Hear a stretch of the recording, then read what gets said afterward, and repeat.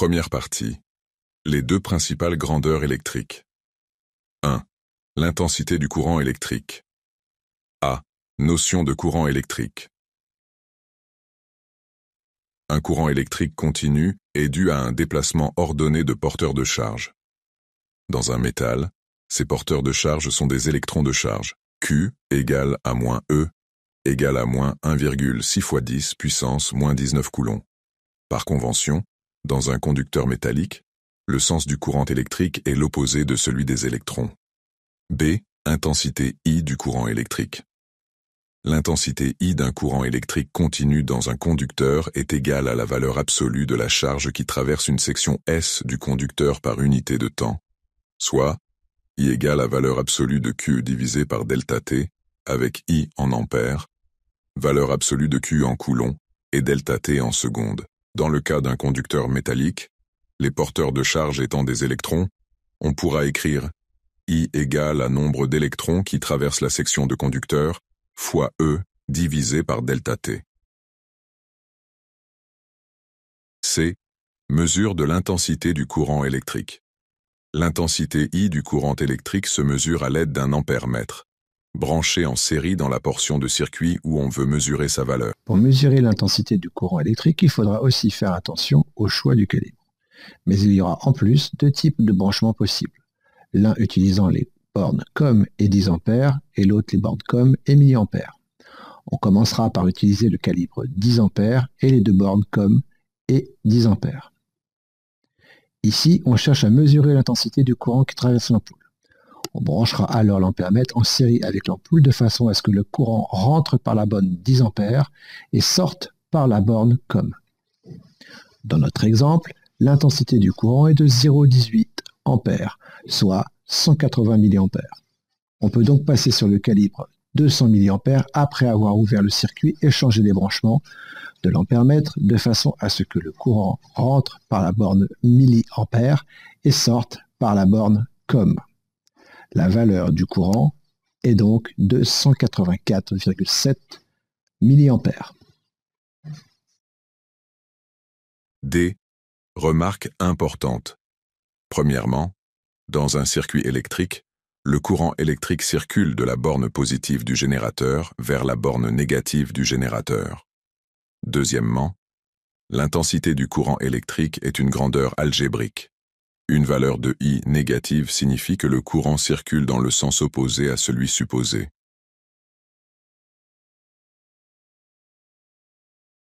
Troisièmement, à la fermeture du circuit, le mouvement des porteurs de charge est immédiat dans tous les conducteurs du circuit.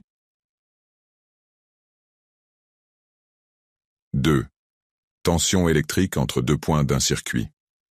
Pour comprendre la notion de tension et de potentiel électrique, nous allons comparer deux circuits. L'un hydraulique, composé d'une pompe, d'une vanne, d'une turbine et de tuyaux. L'autre électrique, composé d'une pile, d'un interrupteur, d'une lampe et de fils électriques.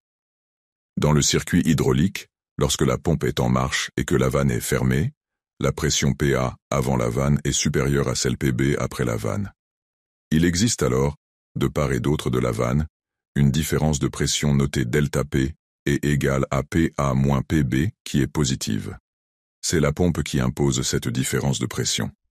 L'eau ne circule pas mais elle est déjà présente dans tout le circuit, il n'y a donc pas de bulle d'air. Par analogie, dans le circuit électrique, lorsque l'interrupteur est ouvert et qu'il empêche le courant de circuler, l'état électrique de la borne A de l'interrupteur est différent de celui de sa borne B. On dit ici que le potentiel électrique VA au point A est supérieur au potentiel électrique VB au point B, et qu'il existe, aux bornes de l'interrupteur, une différence de potentiel ou tension électrique UAB, ici positive, égale à VA moins VB, est représentée par une flèche tension orientée de B vers A. C'est le générateur, ici la pile, qui impose cette différence de potentiel. Le courant électrique ne circule pas, mais les porteurs de charge sont déjà présents dans tous les conducteurs du circuit. Lorsqu'on ferme la vanne, il n'y a plus de différence de pression de part et d'autre de cette vanne qui se comporte alors comme un simple tuyau. La pompe assure toujours une différence de pression entre sa sortie et son entrée, delta P prime, positive, mais plus faible que la précédente et égale à celle de part et d'autre de la turbine. Cette différence de pression est responsable de la circulation de l'eau qui s'effectue toujours des hautes pressions aux basses pressions. Par analogie, dans le circuit électrique, lorsqu'on ferme l'interrupteur, il n'y a plus de tension aux bornes de l'interrupteur qui se comporte alors comme un simple fil. La pile, ou le générateur, impose toujours une tension électrique, UAB prime à ses bornes, mais plus faible que la précédente, toujours positive et égale à celle aux bornes de la lampe. Cette différence de potentiel électrique est responsable de la circulation du courant électrique qui s'effectue toujours des hauts potentiels vers les bas potentiels. B. Définition. La tension électrique entre deux points d'un circuit décrit la différence d'état électrique de ces deux points. On dit que la tension électrique entre deux points A et B d'un circuit est égale à la différence de potentiel électrique entre ces deux points, soit UAB égale à VA moins VB, avec UAB, VA et VB s'exprimant tous les trois en volts. C. Mesure de la tension électrique entre deux points, aux bornes d'un dipôle. Un voltmètre se branche en dérivation, on dit aussi, en parallèle, aux bornes du dipôle étudié. Dans cette position, l'appareil est inactif. La pile interne ne se décharge pas inutilement. Si on tourne le commutateur sur cette position, celle-ci correspond à ce qu'on appelle le calibre 600 volts.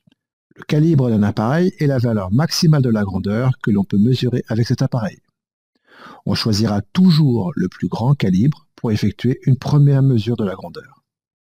Ici, on cherche à mesurer la tension aux bornes de l'ampoule. Pour cela, on doit brancher le voltmètre en parallèle de l'ampoule avec la borne COM du voltmètre reliée au pôle de l'ampoule de plus faible potentiel, c'est-à-dire celui qui est le plus proche du pôle négatif de la pile, et la borne V du voltmètre au pôle de plus haut potentiel, c'est-à-dire celui qui est le plus proche du pôle positif de la pile. Dans cet exemple, on observe que la tension aux bornes de l'ampoule est de l'ordre de 4 volts. Or, si on diminue le calibre, la mesure sera de plus en plus précise. Pour cet exemple, on choisira donc le calibre 20 volts. Ici, on lit U égale 4,27 volts. Le 7 est choisi plutôt que le 6 car il s'affiche plus longtemps. Si on passe sur le calibre 2 volts, le voltmètre ne peut mesurer que des tensions inférieures à 2 volts. Ici, U est supérieur à 2 volts. L'écran affiche le chiffre 1 à gauche. Cela veut dire que la tension mesurée est supérieure à celle du calibre. Il faut vite augmenter le calibre. D. Remarque importante. 1. Par convention, UAB égale VA moins VB est représenté par une flèche allant du point B vers le point A. 2. La tension électrique est une grandeur algébrique. Cela signifie que UAB égale à moins UBA. 3. On admettra que tous les points d'un même fil de connexion sont au même potentiel. Il n'y a donc pas de tension aux bornes d'un fil de connexion. 4. Le sens du courant est celui des potentiels décroissants. Ainsi, si UAB égale VA moins VB est positive, alors VA est supérieur à VB, le courant circule donc de A vers B, et I est positive dans ce sens. Deuxième partie, les deux principales lois des circuits électriques. 1. Les circuits électriques. A. Point de vocabulaire. Un nœud est un point de connexion à au moins 3 dipôles. On nomme ces nœuds par des lettres A, B, C, etc. Ces nœuds ne sont présents que dans les circuits en dérivation. Ici, le générateur et les deux lampes L1 et L2 sont en dérivation et les deux nœuds se nomment A et B. Et ici, la lampe L1 et le générateur sont en série, il n'y a pas de nœud. Une branche est une portion du circuit reliant deux nœuds consécutifs. La branche contenant le générateur est appelée branche principale. Une boucle ou maille est une portion fermée du circuit, ne repassant pas deux fois par le même point.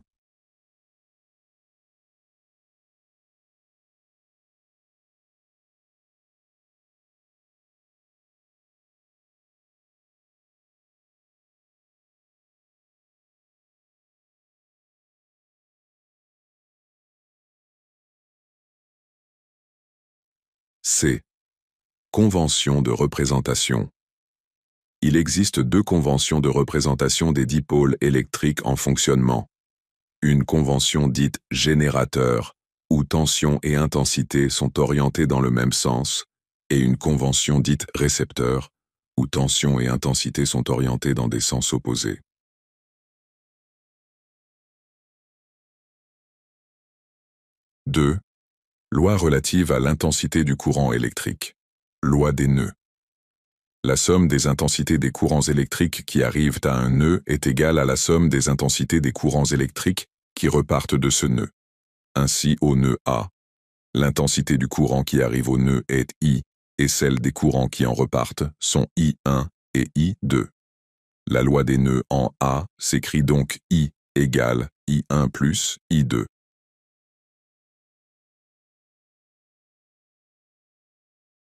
« 3. Loi relative à la tension électrique. Loi d'additivité des tensions et loi d'émail. Ces deux lois, bien que différentes dans leur énoncé, débouchent sur des égalités similaires. Loi d'additivité des tensions. La tension aux bornes d'un ensemble de dipôles en série, appartenant à la même branche, est égale à la somme des tensions aux bornes de chaque dipôle. Ici, UAB est égal à UD2 plus UD1, mais aussi à UD3 plus UD4. Loi des mailles. La somme algébrique des tensions électriques dans une maille est nulle. Dans la maille représentée, cette loi s'écrit à partir du nœud A, moins UD4, moins UD3, plus UD2 plus UD1 égale à 0. 4. Un dipôle particulier, le dipôle ohmique. Le dipôle ohmique est un dipôle symétrique, c'est-à-dire que le courant peut y circuler dans les deux sens. Il est caractérisé par sa résistance, notée R, qui s'exprime en ohms. La tension UAB aux bornes d'un dipôle ohmique est proportionnelle à l'intensité I du courant qui le traverse. C'est un récepteur dont la caractéristique tension-intensité est une droite passant par l'origine d'équation U égale R fois I avec U en volts, I en ampères et R en ohms.